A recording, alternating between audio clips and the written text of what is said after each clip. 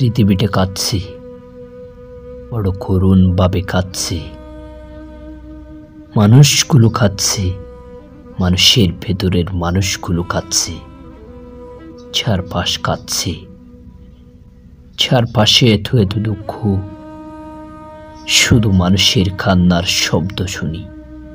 যেদিকে তাকাই শুধু শুনি মানুষ কাঁদছে।